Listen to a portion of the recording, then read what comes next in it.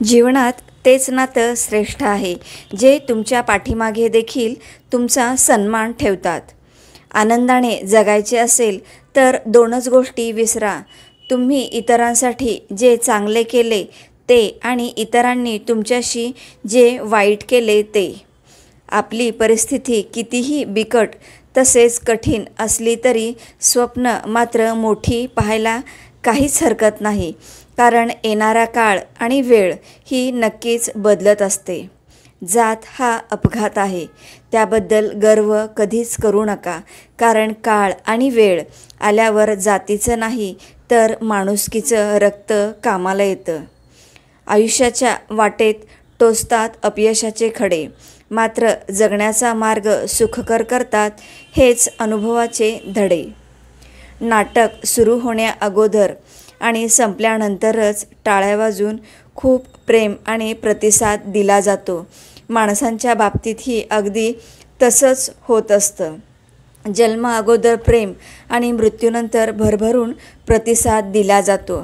खरं तर मधल्या काळातच त्यांना जास्त गरज असते. आपण विचार करत राहतो लोक काय म्हणतील, आणि लोक तर म्हणल्यानंतरही विचार करत नाही.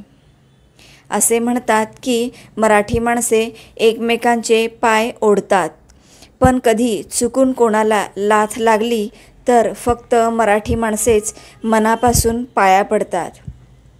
कारण नसताना कोणी तुमचं कौतुक करत असेल तर समजून जा, लवकरच संकट येणार आहे.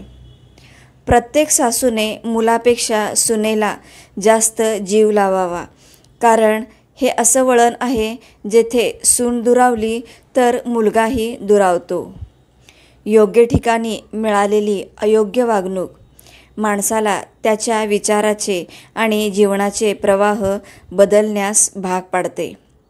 रिकाम्या भांड्यावर झाकण आणि चुकीच्या विचारांची पाठराखण काही उपयोगाची नसते. कोणत्याही गोष्टीविषयी तक्रारी करत राहणं फार सोपं असतं, पण त्यातील चांगला भाग ओळखून त्याचं कौतुक करता येणं फार कठीण असतं. ते करायला शिका. एक क्षण लागतो कुणाला तरी हसवण्यासाठी, एक क्षण लागतो कुणाला तरी रडवण्यासाठी, पण फक्त एक नजर लागते कुणावर तरी प्रेम करण्यासाठी, आणि आयुष्य लागते त्याला विसरण्यासाठी. जर मानसिक शांती हवी असेल तर इतरांशी तुलना करणे आणि त्यांचा द्वेष करणे सोडून द्या. चुकीचा रस्ता, चुकीची माणसं, वाईट परिस्थिती, वाईट अनुभव हे अत्यंत गरजेचे आहे. कारण यामुळे तर आपल्याला कळते काय योग्य आहे. एकट्या सुईचा स्वभाव टोचणारा असतो, परंतु धागा सोबतीला आला की हाच स्वभाव बदलून एक दुसऱ्यांना जोडणारा दुवा बनतो. म्हणून एकटेपणा नको तर चांगली सोबत हवी.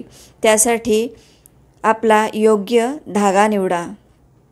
चांगल्या व्यक्तीच्या आयुष्यात संकटाचा डोंगर नेहमी येत असतो, कारण त्याचा सामना करण्याची क्षमता त्या व्यक्तीमध्ये असते.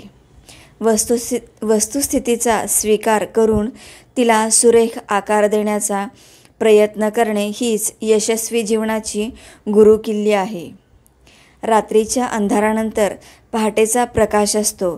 जीवनातील निराशेनंतर आशेचा किरण असतो. गुलाबाच्या झाडावरती सुद्धा काट्यानंतर फूल असतं. थकलेल्या मनाला कुणीतरी दिलासा देणारं असतं. फक्त एक जिद्द हवी, ती सतत पुढे जाण्याची, एकदा पुढे टाकलेले पाऊल मागे न घेण्याची.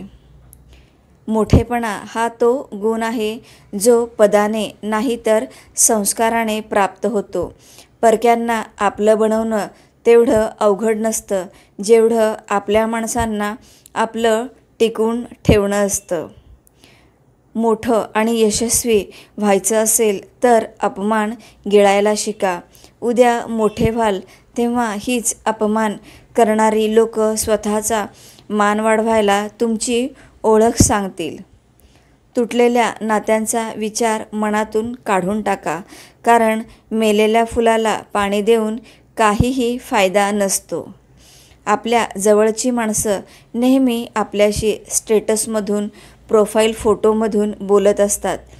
फक्त आपल्याला ते ओळखता आलं पाहिजे. मुलगी आणि सून दोघांकडून चुका होतात, पण मुलीच्या चुका लपवल्या जातात आणि सुनेच्या चुका दाखवल्या जातात. केलेले उपकार, दिलेला शब्द आणि उपयोगी पडलेली माणसं कधीही विसरायची नसतात. श्री स्वामी समर्थ.